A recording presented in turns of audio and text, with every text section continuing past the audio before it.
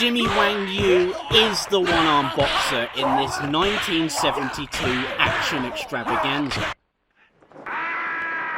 Bruce Lee revolutionized martial arts filmmaking with The Big Boss in October 1971.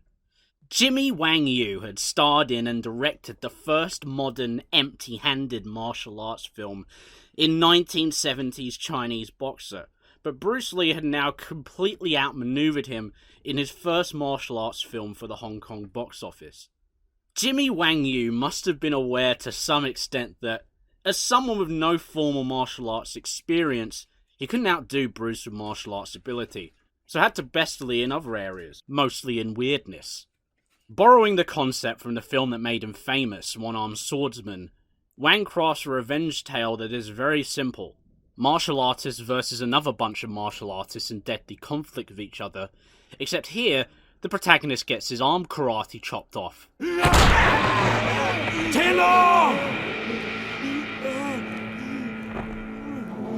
Jesus Christ. One-Armed Boxer is a showcase for the complete nutters that our hero has to fight against. Thai boxers, Tibetan monks, and even an Indian yogi, who can walk on his hands with the aid of choppy stop-motion photography. The villains in this case are the Hook Gang, who have hired a rainbow-coloured motley crew of multicultural kung fu villains to take out the Ching Tai martial arts school. In a sequence that goes on forever, and which steals music from Shaft and Diamonds Are Forever,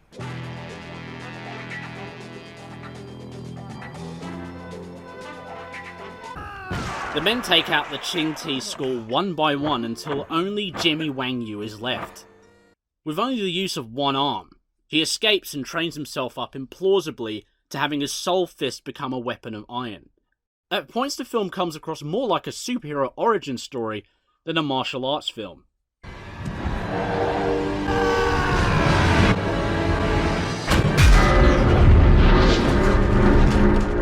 Despite releasing mere months after Big Boss, One-Armed Boxer is still very much in basher choreography territory, which does a lot to hide Wang Yu's obvious lack of martial arts prowess.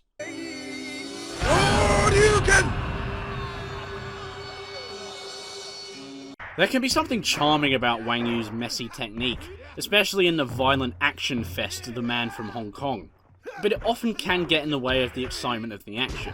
You're often expecting a beat where Jimmy kicks someone that never comes, because he can't, unless it's his trademark move of whipping his right leg across himself like a foot baseball bat.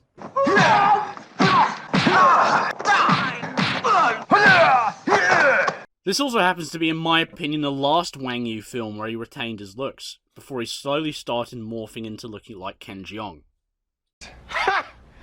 During a beautifully photographed final showdown, Jimmy punches a guy's fist off with his own fist, walks on two fingers, and beats the crap out of Okinawan karate champion Da Lung, the man who robbed him of his arm.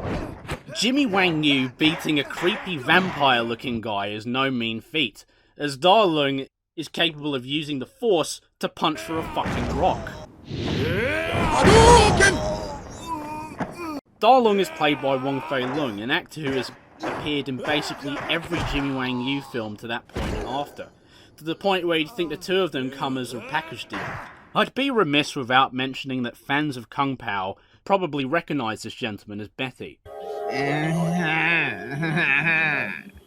But isn't Betty a woman's name? He's really great in the film and is a formidable and memorable foe for Wang Yu's one-armed boxer.